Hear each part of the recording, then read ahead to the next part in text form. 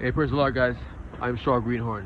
When you therefore shall see the abomination of desolation spoken of by the prophet Daniel standing in the holy place, now he who readeth, let him understand. Whosoever shall be in Jerusalem, let him flee to the mountains. And whosoever shall be on the housetop, let him not come down to take anything out of the house. And whosoever shall be in the field, let him not return to get his clothes. And woe unto them that be with child in those days, and unto them that give suck. But pray that your flight be neither in the winter, neither on the Sabbath day. Alright, so here we see Jesus giving a real, grotesque picture about what to expect. Now this, prophecy, if you read online, it has many interpretations. Some will say that it's more literal, as what he's saying, word for word. But some say it just represents just like a general fall of state. A general state of falling. But, I think that when you try to understand this prophecy from the beginning to end, it's harder. It's much easier if you look at the end and then try to reason your way back to the beginning. I believe that is more useful and will help you to understand it more. Alright, so he starts off by saying, and when you shall see the abomination of desolation spoken of by the prophet Daniel standing in the holy place, he that readeth, let him understand. This he that readeth, let him understand, I believe it really is needed. Because, alright, so we've seen that whenever, Jesus gives a parable, that the disciples usually come unto him afterwards and say, declare unto us this parable. But they didn't with this one. And I think that we really could have used the answer that he would have given, and it would have answered a lot of questions and resolved a lot of issues that we're having with this interpretation. Because we know that Daniel, he had those two visions. One where he saw the man, and each body part was made up of a different element. Like the head was made of, and I'm just paraphrasing, like the head would be made of gold, the arms would be made of like silver, the chest would be made of maybe brass, the feet would be made of iron and clay, I believe. And this would represent all the different kingdoms that will come, and just give a general timeline of the kingdoms that would rule the earth, starting with the great conquerors. And in the other vision he gave a description of different kind of beasts. Like it would be a combination of the head would be like a lion or an ox or a goat, and the body would be a different animal's body, and they would have wings, and it would be the same thing pretty much. So there wasn't really an abomination of desolation from these visions. So when you shall see the abomination of desolation spoken of by the prophet Daniel standing in the holy place. So here we have something that's abominable standing in a holy place. This kind of alludes to something unclean wanting to rule over what belongs to God. You remember the parable he gave with the penny, with the coin, when they said, is it lawful to pay tribute unto Caesar? And he said, whose image and superscription are these? They said, Caesar. Render unto Caesar the things that are Caesar, render unto God the things that are God. And this year we see Caesar actually trying to render unto God, or the things of God being rendered unto Caesar, is the best way I could put it. The abomination of desolation standing in a holy place is a general tone of this message. And if you could understand, it implies a ruler, somebody with authority, that they not only want to rule in the political events or whatever authority they have, but they want to come and they don't want to have a rule over God's law, thinking that they can rule over God's law. You look, a lot of these things are infiltrating the believers, the body of believers, and government agencies want to prevent the church from holding certain beliefs and certain things. Homosexuality being one of the main examples.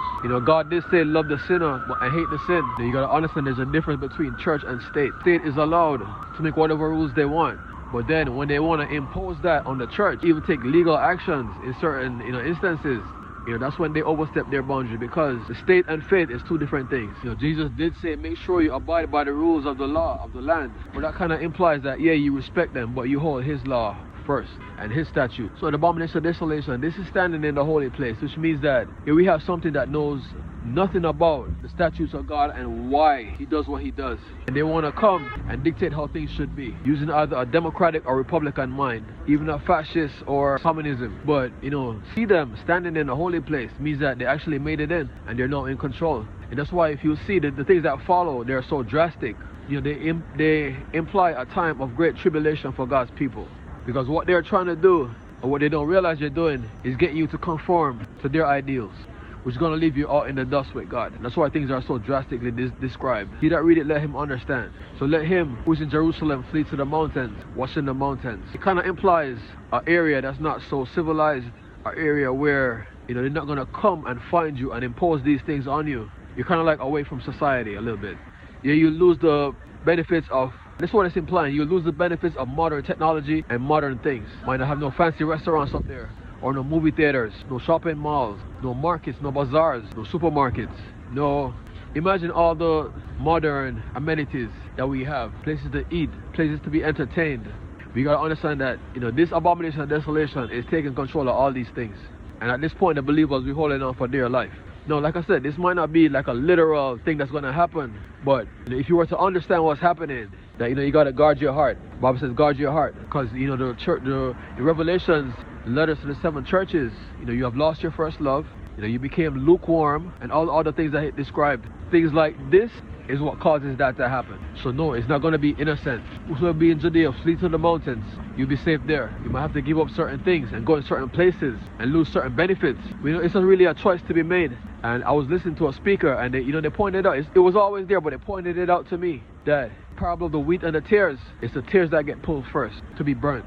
So while they're being pulled first, they think that they won, and the wheat, they feel like they're left behind or left out. And what this means is that the devil gives his reward first, while God will give his reward later. That's why he said, he that endureth to the end, the same shall be saved, because his reward comes later. If you look at Moses, what did the Bible say about Moses? That he left the palace because he would rather suffer affliction with the people of God than to enjoy the benefits of sin for a season. Because the devil, he pays you up front, and therein comes the difficulty and temptation for the people of God. It's seeing, the world enjoying everything that they enjoy, and being actually left out, being ostracized, be in the world but not of the world. They get their payment front. And as a child of God, you seeing this, we all want to belong. Nobody wants to be left out. But then when you see this now, there's an adaptation and survival mechanism that kicks in. Because back in the days, it paid to be a part of a tribe. You got protection. It was easier to come by when we all work together. If you're out there by yourself, you might not eat every day, and it might be hard to catch food. You might be eaten by a lion. You might not have no protection. So we seeing the tares get pulled first, because the devil pays first, God pays later. He that endureth to the end, same shall be saved. You seeing that, it can be hard for some believers. And if you look at the parable of the wheat, of the sower, some seed fell by the wayside, birds of the air ate it up, some fell upon the stony ground, some scorched it, some fell upon the thorns and thistles, which sprang up and choked it. Cares of this world, the deceitfulness of riches, persecution. Because during all this time, the devil he's paying first. It's us that have to hold down and hold out. Some people, when they go for a job, athletes even, sometimes it's not good to take the first offer. You gotta hold out until a better offer comes. That's what we do, and we're holding out for God's offer. But like I said, we're human beings and we want to belong, and it's sometimes hard for some people. In the next one it says, and let him that is on the housetop not come down to get anything that's in the house. It kind of reminds you of Lot's wife. Don't even go back to the house. You just walk out, no looking back. He that put his hands to the plow and look at back is not worthy of me. That's what he said. Because where's your heart? Where's your mind? Is it with me? Or is it with that place that's gonna destroy you? That seems so appealing. This is implying a harsh decision. Because what you gonna wear, how you gonna survive.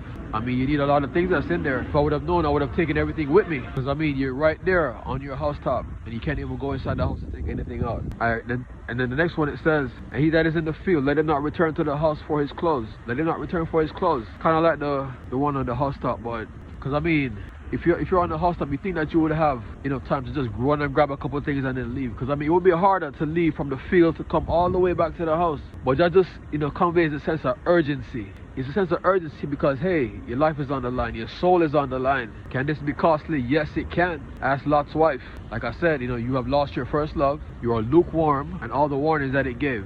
And woe unto them that be with child in those days, and unto them that give suck. This could speak of a natural pregnancy as well as something that's symbolical. Because with a natural pregnancy, imagine having to face all these things, while being with child. It's already going to be hard enough. You being unable to move freely, whatever pain you might be in, whatever you might suffer in pregnancy, like nausea, and whatever else might be happening with you, and you have to bear this on top of all of that. It's like trying to run a race with like weights in your hand, like maybe 10, 20, 30 pound weights. It'd be much harder. So woe to them that be with child and them that give suck, because now you got to care for two. And for one that's so young, they can't do anything for themselves, as well as it might mean birthing a purpose or carrying out something that God is asking you to do. Because when everything was just regular, it was already hard enough. But no, we have all of this happening in the background. And then the last one, it says, pray that your flight be not in the winter, neither in the Sabbath.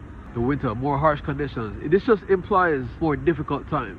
All these things happening. It's like thing on top of thing on top of thing piling up, making it that much more difficult. I am Straw Greenhorn.